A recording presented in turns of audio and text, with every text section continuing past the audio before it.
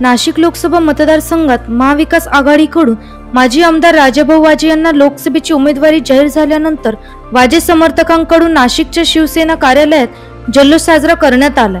लोकसभा संघटक विजय करंजकर यांचे नाव चर्चेत असताना राजाभाऊ वाजे यांना आज पक्षाकडून उमेदवारी जाहीर झाल्यानंतर वाजे समर्थकांनी ठाकरे गटाच्या पक्ष कार्यालयाबाहेर ढोल ताशा वाजवत फटाक्यांची आतिषबाजी करत वाजे यांचे पोस्टर हातात घेऊन जोरदार शक्ती प्रदर्शन केले।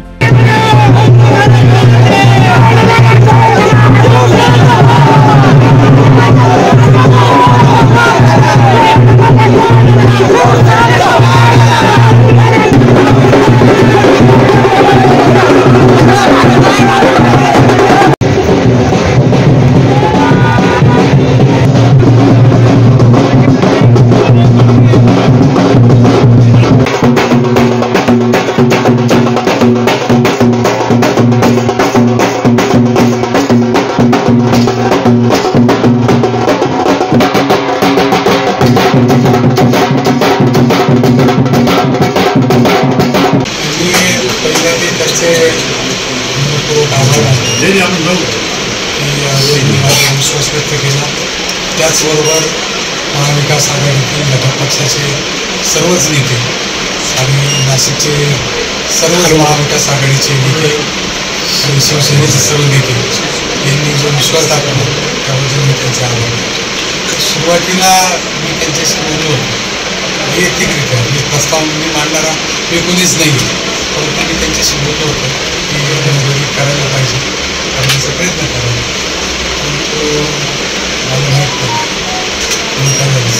मी आदरणीय विजय अप्पा हे संभाव्य उमेदवार होते असं आम्हाला सांगत होते।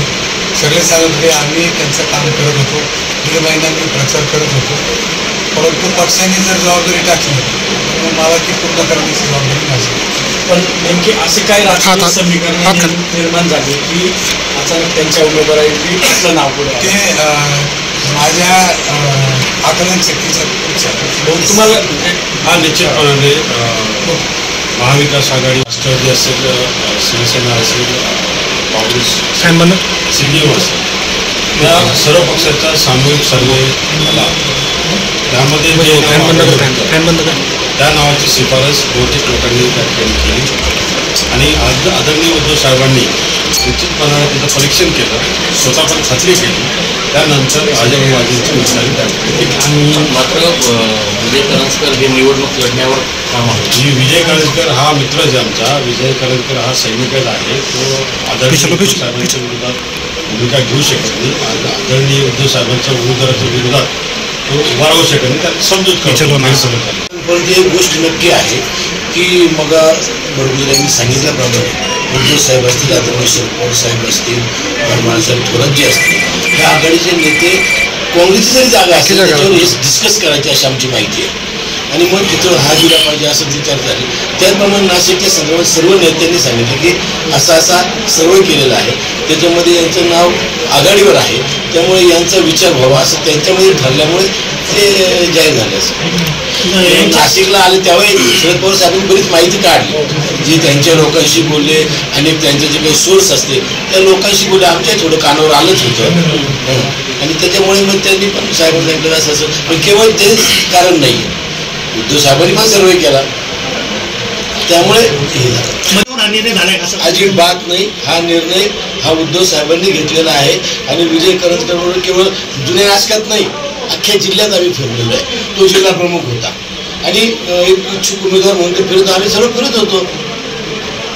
उद्या राजा उद्या फिरतील त्यावेळेस तो आमच्यावर फिरणारच आहे। करंजकरांची मनधरणी करणार का? करणार। उमेदवार हा आदरणीय उद्धव साहेबांनीच ठरला, शिवसेनेचे निर्णय हे उद्धव साहेब घेतात आणि तो निर्णय त्यांनी घेतला। निर्णय घेतात ठीक आहे, एक त्याची माहिती करून घेतात, पण निर्णय मात्र उद्धव साहेबांचा आहे। आताच्या शक्ती प्रदर्शनाला देवळालीचे माजी आमदार योगेश गोलुप उपस्थित होते, काय नेमकी सगळी काहीतरी उलट पालट करू नका, तशी परिस्थिती नाहीये। काय झालं, सकाळी ही घटना घडल्यानंतर किंवा वाचल्यानंतर किंवा आम्हाला कळाल्यानंतर अनेक त्यांनी लोकांना फोन केले, साहजिक इतकं वर्ष आपण एकत्र काम करतो त्याच्याबरोबर, त्यामुळे अनेक कार्यकर्ते किंवा बापू भुलपच नाही अनेक कार्यकर्ते तिथे गेलेले आहेत आणि मी स्वतः सांगतो विजय करंजकर देखील हाडामासाचा शिवसैनिक आहे मला निश्चितपणे खात्री आहे की उद्धव साहेबांची त्याची भेट झाली की तो राजाभाऊचं काम करायला सुरुवातीला पहिल्या दिवशी राग असतो, राग हळूहळू शांत होत असतो. त्या रागाच्या घरात बोलले असेल, मी नाही बोलले असं म्हणत नाही, परंतु मला त्याच्याबद्दल खात्री आहे तो जुना शिवसैनिक आहे. यावेळी राजाभाऊ वाजे यांच्यासह शिवसेनेचे जिल्ह्यातील सर्व पदाधिकारी, कार्यकर्ते तसेच शिवसैनिक मोठ्या संख्येत उपस्थित होते.